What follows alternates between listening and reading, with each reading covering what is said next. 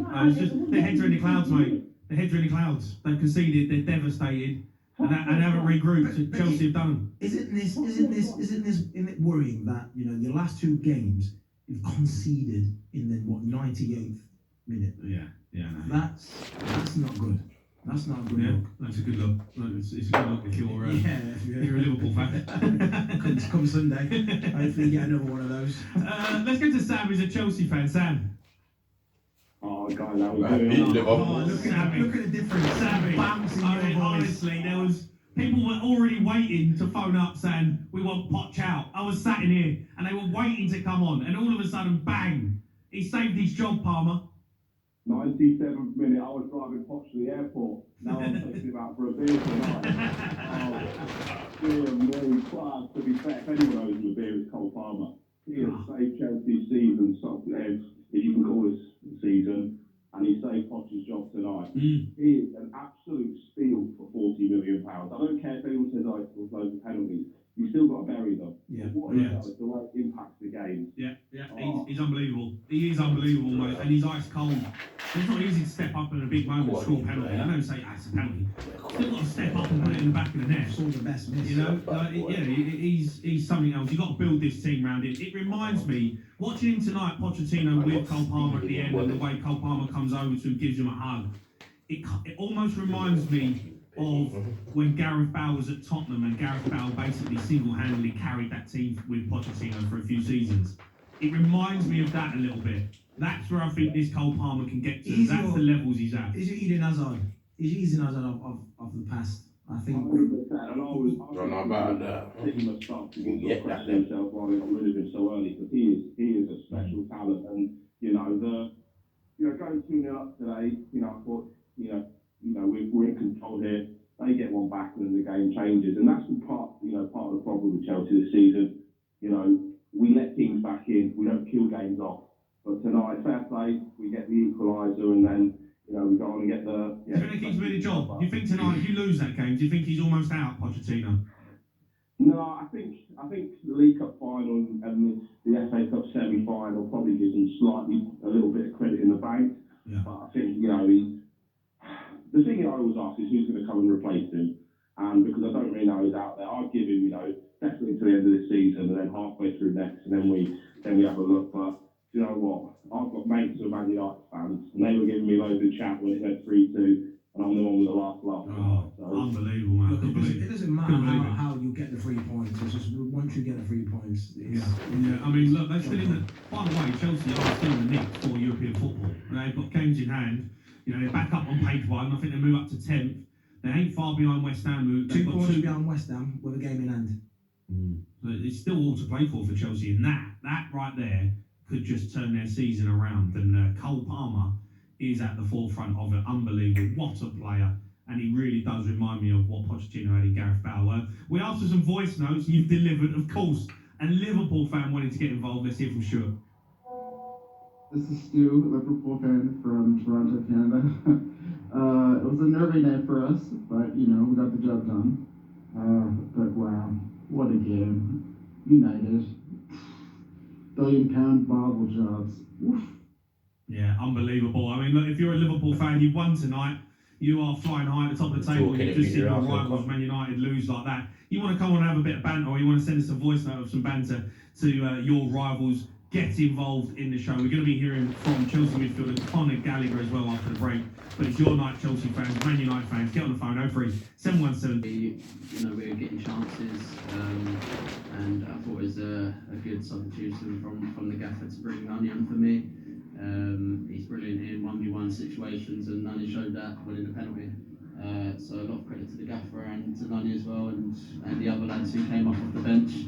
I thought it was brilliant from the boys. From a neutral's watch, I'd watch that every week. From a player's playing point of view, you can't play in too many like that though, can you? Nah, I don't think so.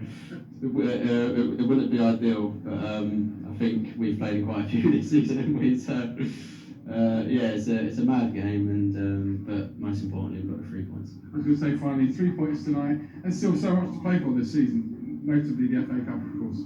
Yeah, of course you want to try and win the FA Cup. Got a massive game against Man City coming up, and also there's European spots in the Premier League to fight for, and we're going to do our best to try and do so. Yeah, Conor Gallagher there speaking after the game. I'm sure we'll get the managers very soon as well. Let's go to Andrew, who's a Man United fan. Andrew. Hello, you alright? Yeah, Andrew, how you feeling? Oh man, I'm my head's all over the place. Yeah, I mean, to lose it in that fashion is just ridiculous. I mean, 1 minute football makes you cry, next minute makes you cry with happiness, doesn't it? Yeah, 82 seconds between the penalty and the winning goal. Yeah. I mean, I don't think the second penalty was actually a penalty. What? No, I don't think it was a penalty. Let me explain briefly. Go on. As Dalot touches, he does get a slight nick on that foot, doesn't he, as he goes through. But then if you actually check slightly, he puts his foot down and sets himself up for the shot, and then he goes over. So for me, that wasn't a penalty. But he's also, as he's fell fell into him and then put his arm on him and broke his body. So that's. I think that's soft. I don't think It's, yeah, no, it's soft. It's soft, but it's a penalty. Yeah. Having said that, though, it was a cracking game. I'm gutted we lost, obviously. Andrew, you can't come here and say it's a cracking game. You're not a neutral. You're a Man United fan. I know, but no, what I mean is, I think we did extremely well to get back into it at 3-2. We did really well. Went 3-2 up, and that's where I got worried because I feel Ten Hag, when we get an in front in the last 20 minutes of the game, we always seem to play cautiously. We don't seem to go for the Don't be too mate. You're winning the game. Just see it out. But is that Ten Hag? I don't think that's Ten Hag's fault. That's the players on the pitch. They get to 3-2 and think, right, there's 5-10 minutes left, and then they get a bit cautious themselves because they're playing. They can push forward. They can sit deep. They're on the pitch. So it's up to them. So I think. Everyone's blaming Ten Hag. I think the players are going to take responsibility to manage the game better. It's certainly not all Ten Hag's fault. 100%. It's not Ten Hag's fault. Not 100%. Andrew, I've got a stat here. I want to read it out to you, right? Because this is unbelievable with a Man United side, right? The last 2 games, Brentford, they had 31 goal attempts against you, right? Tonight, Chelsea had 28. So you conceded nearly 60 goal attempps in 2 games. It's not good enough. It's nowhere near good enough. How can that be? How is that acceptable as a team when, like, the amount of goal attempts you're giving up? Of course you're going to concede. Of course, them things are going to happen. And that's what annoys me when he goes, the last 7 minutes, we've seen it time and time again this season. When we get an end in front, he goes cautiously and he comes back to bite us. And for me, I'll just rather keep going for the attack. I think attack is our best form of defence. You went on the attack after you just conceded. Yeah. And you lost. Yeah. But I think the defenders went on attack as well, though. It was just a cracking goal by Joe Palmer as well.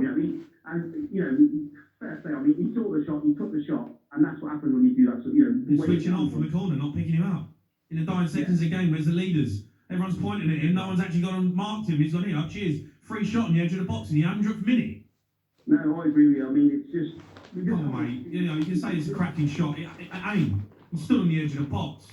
Where's someone saying he ain't getting the ball? Cole Palmer. You're giving him a free shot on the edge of the box. Yeah, it's not good enough. You're absolutely right. It ain't good enough. Again, I don't think it's Ten Hag's fault. I think the players have definitely got.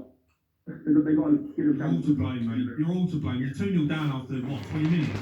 Yeah. That's Ten Hag's fault. To be honest with you, I actually thought that was it. I thought that game was over. And then when they went 2-2,